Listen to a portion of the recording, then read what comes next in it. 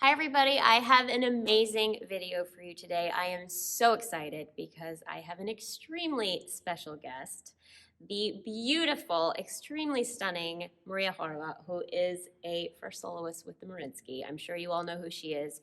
You follow her on Instagram, you follow her on her YouTube channel. She is joining me today because we have done a video for my channel as well as a video for hers through the magic of technology. So Maria, welcome to my channel. I'm so thrilled to have you. Thank you so much, Kathryn, for having me. And it's like such a dream for me to be on the channel that I have been watching for so many years and that has helped me. It's like really surreal. And yeah, it's such a great opportunity. Thank you so much. Well, it's surreal to have you, honestly, because you are such a legend now, and even though you're so young in ballet already. So it's I'm like fangirling right now. Oh, So this is flattered. amazing. But like I said, we did a video for her channel, and today we are going to be talking about everything we do to get ready for a performance. So our rituals, what we like to do, how we like to prepare. So Maria came up with a beautiful list of questions because she's amazing like that. And so I'm going to ask her and ask each other, and we're gonna chat. So let's get into it. So what do you like to do the day before? How much do you rehearse? Do you like to rest? Do you like to push yourself? What does your day before a performance look like? Yeah, so a few years ago, I really liked running everything the day before the performance because I thought that the more I push, the better it will look. And I still have the whole day to rest, and like pushing in the morning and then the evening, the next day, you're gonna be fine. But recently, I discovered that. I mean, it's not going to be better if you push really hard and if you try to still improve on the day before the show. Like, you better save the energy, and you better save, because performing is not really mechanical. You have to save the energy for acting. You have to save the energy for, giving that power, giving that charisma to the audience. And it's important. Now I think it's important for me to like almost not do anything, like do the important part with partner the day before the show during the rehearsal, not push as hard during the class even for me. And especially when it's like such hard ballets as Don Q and as Paquita or something, you really have to save. And yeah, just figuring with partner, maybe trying some things with the costume on, or trying some things with the characters, like with the father, like some scenes of pantomime.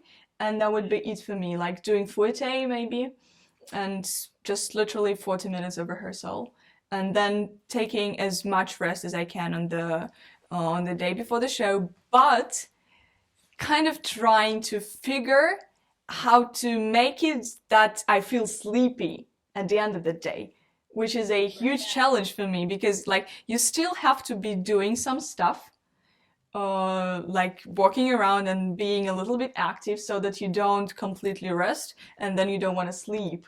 And you're nervous and you don't want to sleep and it messes the whole thing up. So yeah, I'm still trying to figure my way. But yeah, in terms of rehearsals and classes, really saving on the day before the show. What about you? That's a very good point because I remember sort of being the same way that you have to push, you have to push, you have to push, and then the show will be great. But you do have to figure out how to conserve. Our problem at New York City Ballet was oftentimes the dress rehearsal would be the same day as the show. So you would do the dress rehearsal, or as we called it, the complete, at 2 p.m., and then you do the same ballet at 8 opening. And so for us, it was figuring out how to get through the dress rehearsal while knowing we have to do this again later. So, and because the rep was so big and oftentimes with scheduling, you just had to do it all on the same day. So it was one of those things that almost all of us would push during the dress rehearsal. So we'd be a little bit tired. So then you could enjoy the show instead of feeling like you had to push through the show. Oftentimes, I dance better tired. I don't know if that's, for everybody. But for me, it's you really do have to pace. I remember not doing all of class. And even now, if I'm not doing a really jumpy roll, I don't worry so much about jumping that same day in class. Like sugar plum for us was not very jumpy, so I'd maybe do a saute in first, maybe a little petit allegro, but I wouldn't push the jumps either, just to save your legs and to save your shoes. So it's sort of the same thing of learning how to pace around the performance. It's hard. It's a constant battle. Yeah, it is. Like. But as you mentioned, actually, I remember that even though you try to plan around the shows, sometimes you get into the show without any planning, like instead of the dancer who gets sick. And sometimes you get to perform like 2 shows in a row. And then in that way, you cannot plan. And actually, sometimes, yeah, as you mentioned, for example, my kind of best feeling Nutcracker was when I was dancing 2 days in a row, Masha, on the 30th and 31st of December. And it's like, of course, you have these things like these days when you're still very, very tired, but you still dance good. But still, I think planning is very important. So, yeah. Anyway. Yeah, you really do have to learn how to pace yourself as a professional. You can't just go 150% the whole time. It will not work. And then your feet, the other hard thing for me was planning the shoes. When to wear the pointe shoe just the right amount so it's good for the show, but so it's not going to die, but it's not too hard. But it's just like, that's a whole nother battle, is figuring out the pointe shoes as well. Yes. For me, pointe shoes is so hard. Yeah, as well. Yeah. What pointe shoes do you wear? I don't think I've ever asked you. Yeah, I wear Block Serenade Strong. And again, a few years ago, I could not wear the brand new shoes for the show. I had to rehearse in them a couple of times, but now I think I've learned how to make them, how to just do some tendus and a little bit of dancing in them and go straight away in the new shoes, which is much more convenient for me. Hopefully it stays that way, because again, I spend like around half an hour before every show figuring out what shoes am I gonna wear for the show. Like hot gluing them and bending them and molding them to my feet, like doing some sort of black magic. I don't know, before going on stage. That's such a big thing for me. Actually, the scariest moment is to try the shoes and try on stage, because our Mariinsky stage is very soft, really soft, and it's different from the studios, which you have to have the harder shoes for the softer stage. And every time I go on stage and wear the shoes that I prepared for the show, I'm like, oops, not good. So I quickly hot glue them, and yeah, so it's a big struggle. Oh, that's interesting. I didn't know your stage was soft. Huh. The things you learn. So I know we talked about this a little bit, but how much of class on a show day will you do? Do you have it, like, will you stop at a certain point? Do you not repeat combinations? What is your sort of class like on the day of the performance? I prefer not to do a class on the day of the performance, like almost at all. Not in the morning for sure. If I have a possibility, if I have an opportunity to do so. So if it's a lead role and I don't have any rehearsals that day, I would skip class and I would go to the theater and do my own warm-up, like a bar, just like a very simple bar before the show, 2 hours before the show. And that works best because that way the muscles, they stay warm and not tired at all. So I feel like I save much more energy that way. And that's my favorite way to do things. But if I have rehearsals that day, I would do, again, bar and center. Not jumping for sure. What about you? I think that I'm very similar. I don't like to jump a ton, as I said earlier, on the day of the show. Jumping is great when you're trying to maintain your technique, when you are in a rehearsal period. But once the performance is hit, you really do have to save your legs. And so it's just all that pounding into the floor is not going to help your performance at all. Save your legs. Save your legs. I'm very similar. What do you like to eat on the day of the show? Do you have a set diet you follow? Well, I think I like getting some, how do you say, like complex carbs, which is like pasta, and like fried eggs, some meat, but it would happen around 5, 6, maybe 4 hours prior to the performance, and then before the performance, I drink a lot of water for sure the day of the show. And before the performance, I would drink water, maybe have some faster carbs like chocolates, some, I don't know, protein, like these bars from dates and oats and stuff. So these healthier alternatives. So yeah, just I have to eat a lot the day of the show, more than on the days when I rehearse.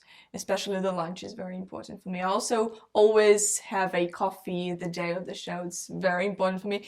And not right before the show, because right before the show I get really, really like trembly and stuff if I have a coffee. But in the morning, like around 1 p.m.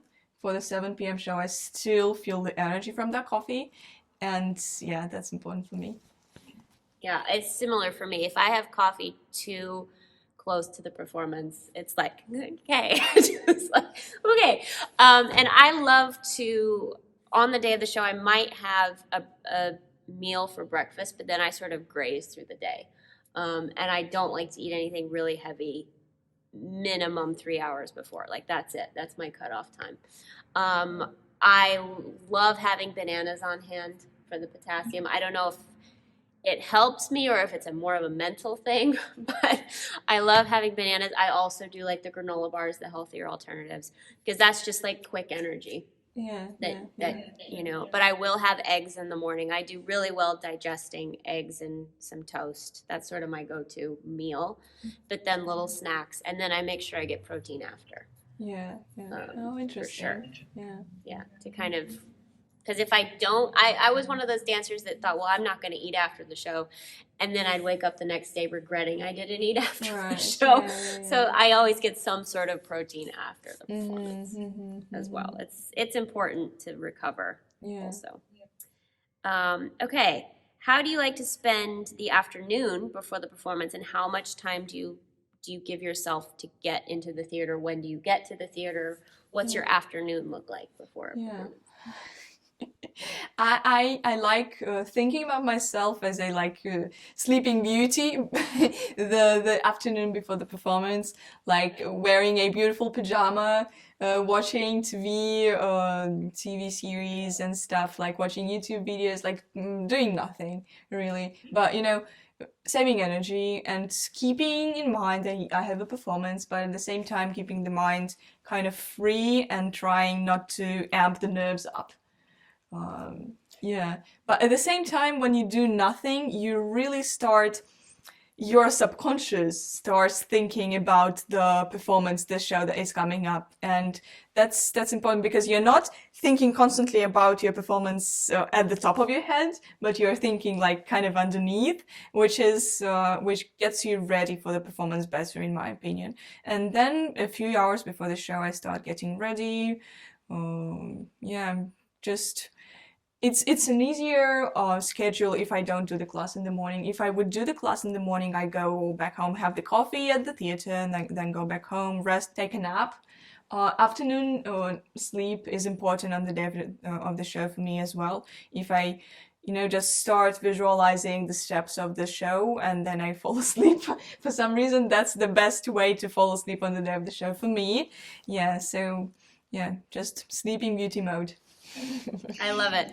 No, that's great. For me, it's sort of the same thing. If I can get a nap, it's great. Sometimes I have way too much adrenaline, or I'm too, thinking about it too much.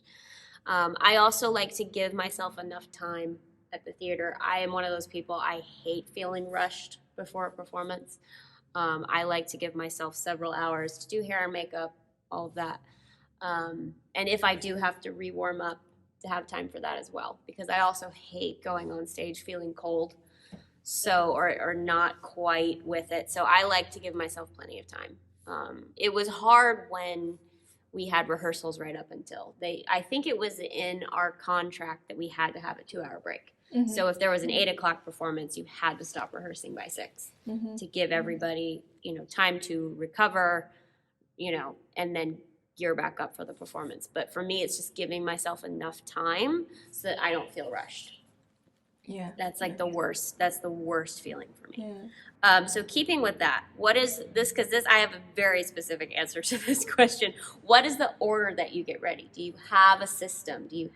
What do you do? Hair first, makeup first? What's your routine? Yeah. Well, I would go to the theater around 3.5 or 3 around 3 hours before the show. Yeah, first for me is gathering all the stuff. Then I do the warm up, the bar. Then if I'm lucky, if no one's working on the decorations and the set for the stage, if I'm lucky, I would go try the pointe shoes on stage, which is the earlier I do that, the calmer I feel.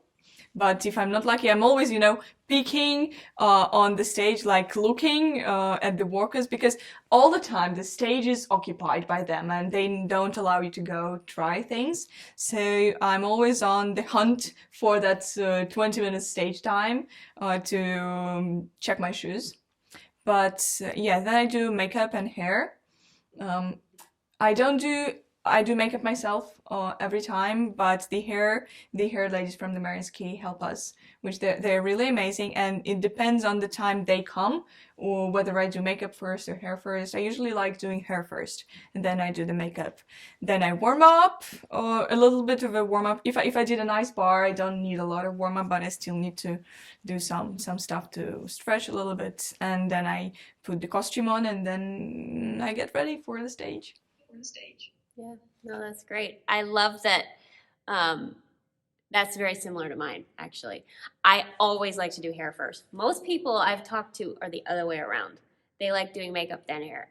I don't know why I've always been a hair first person. I'm also the same way. I do my makeup myself. We had a makeup artist at New York City Ballet that was there if you did any character role, like Firebird, or the guys had Bluebird, or he would do your makeup if you wanted him to for Juliet, Aurora, something. But I always preferred to just do my own. He taught me how to do it, and then I just liked being on my own schedule because he was wonderful, but he took a really long time. You're just sort of like, I've got to go like warm up. I'm like, please hurry, So again, it was a stress thing. So I liked doing my own to be on my own schedule, but I always do hair first and then makeup, and then try and test the stage. I just, try a turn, try a tricky thing with your partner. I like getting a couple of things done, even if it's only 2 or 3, just so you're not going out there blind, really. But they were pretty good about letting us use the stage, and most shows I do now too. It's just sort of like, can I please use the stage? And they're fine with it. But yeah, it's good to try things beforehand. Yeah. Especially with the open curtain. Yes. Like fouettes and stuff. Yeah. Yes. Do you find nerves important before a performance? Do you like the nerves? Do you think it helps you? Does it mess you up mentally? Oh, well, that's a tricky one because you've got to have a nerve, but not nerves, if you know what I mean. Like it's you've got to be excited about the story you're about to tell, but like it's not like meh, I'm gonna perform this Nutcracker again or whatever. But you don't want to be like scared, and because at the end of it, it's like not about getting that pirouette done, but more so about how you're gonna impress the audience apart from the pirouette. And if you concentrate on that stuff, if you like how much energy you're gonna put in a solo, how much charisma you're gonna put in a duet or in pantomime, and how much of a character you're gonna become on stage. And if you think about that more, and if you really put your 150% in that area, I think, and being nervous about that more, like a few days before the show, then it becomes not so important to be nervous about all the technical stuff. But at the same time, I feel like during the preparation process, especially, I really have to be nervous and have to be like biting my nails and like being all very, very scared like a few days before the show. Like, how is it going to come out? Like, what Masha am I going to be? What Kitri, what Nikki am I going to be? And then that way I figure that I have the nerve, but not the big nerves about something not working right on stage. Right. And I think nerves mean you care. You know, I feel like if someone wasn't nervous, oh, whatever, that means they don't care about doing a good job. I feel like the nerves come from you wanting to do your best. All of us want to do our best, even if it's I'm nervous about a turn or I'm nervous about this. Having any sort of nerves just mean you care about your job. And I think it's the dancers that are like, nah, whatever, that means they don't love it as much. You know, we get nervous because we love it. We want to do a good job. Yeah. Yeah, and for me, I tend to get nervous about specific things, like, oh, that manège, or oh, the fouettes, or oh, this section, technically. But I think if I focus on the character, that sort of helps with that, instead of, I have to do fouettes, like, be Black Swan, you know? Yeah, totally, yeah. Do you have a talisman or a good luck charm? Yeah, I do. I have a lot of funny stories of leaving my talisman at home and then my parents bringing it to me, because my parents watch every show at the Mariinsky. I'm like, Mom, please bring me my talisman. I left it at home. Well, yeah, I'm really serious about it. This one thing that I always carry around with me on tour and everywhere, just keeps me calm. Yeah, it's more so not, it's not like if I forget it, the show's not gonna work, but I almost feel like he gives me energy, this talisman, and that's special. No, that's good. Because a lot of ballet is mental.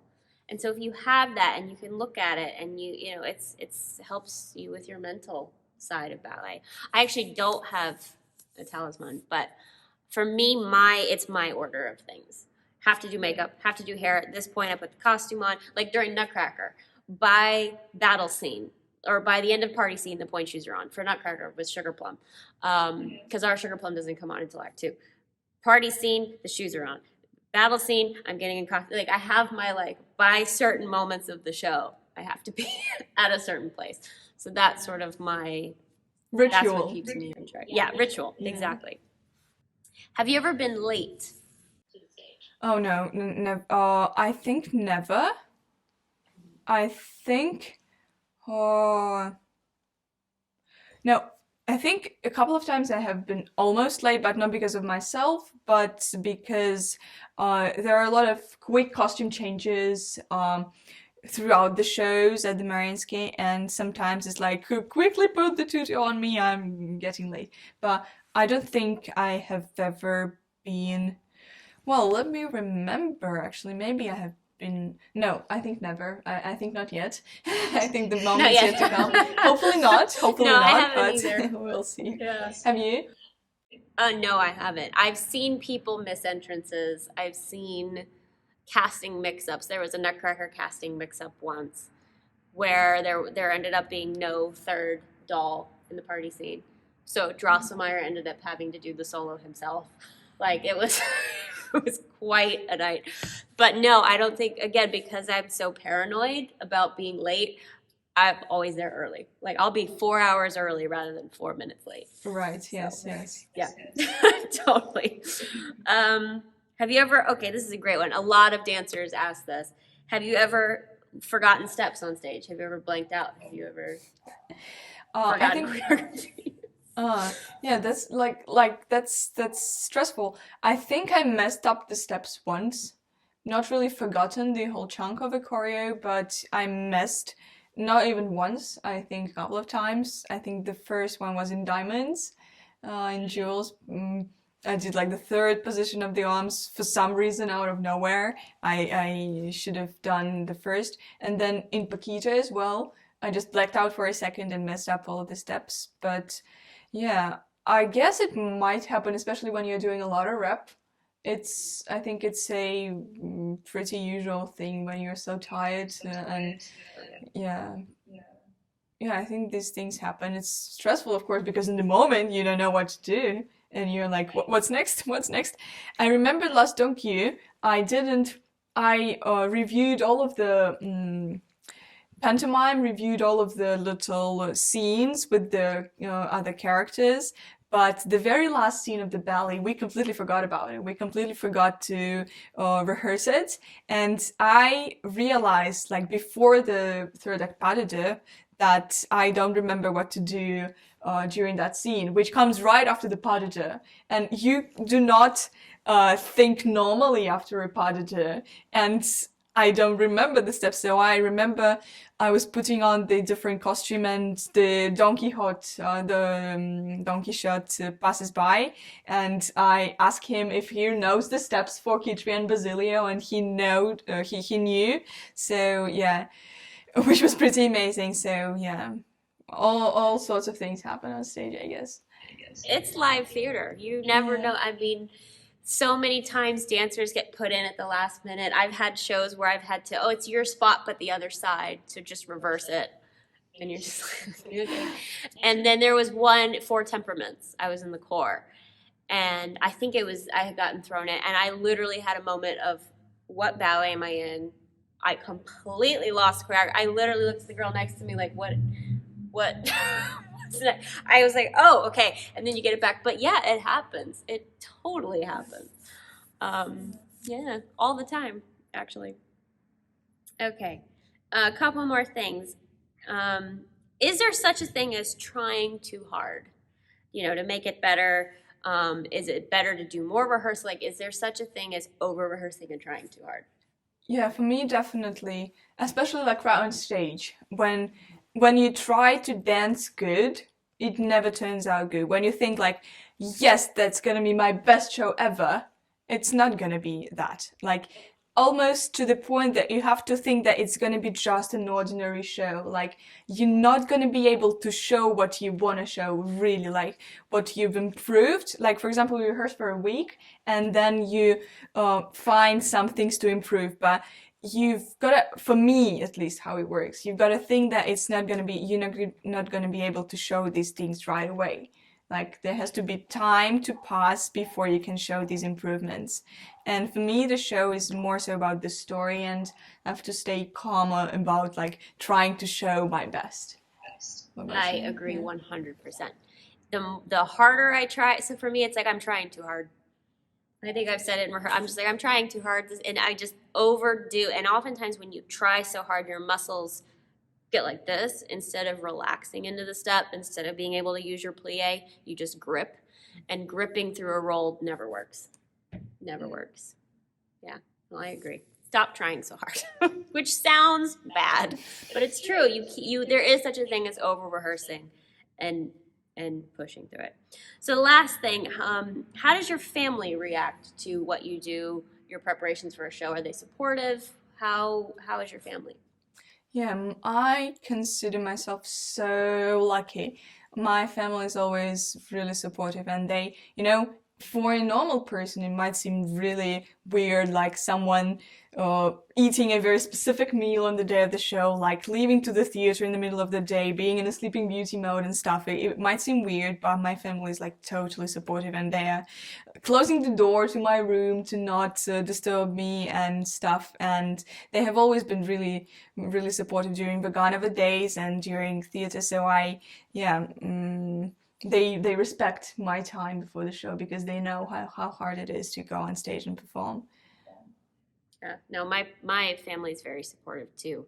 It used to be that before my parents really understood, they'd be like, "What do you need?" Da, da, da. And then they've learned to sort of, she needs her space, let her do her thing. But no, they've always been so supportive, and now being engaged to a dancer too, he gets it. Yeah, Sometimes when you're in this business, unless you're in this business, you don't quite understand. yeah, But yeah. he understands all the weird things. Again, the weird food or the weird whatever. So yeah, I've always been lucky with that too. Yeah, that's wonderful. Well, this has been amazing. Thank you again, Maria, for being on my channel, for doing this collaboration with me.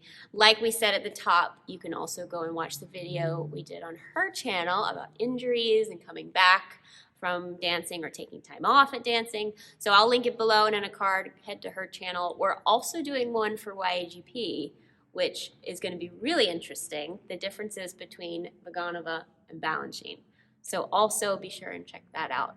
But thanks so much again, Maria. This has been amazing. Give this video a thumbs up. Go subscribe to her channel. Please do. She has amazing videos. Love you all so very much, and we'll see you next time.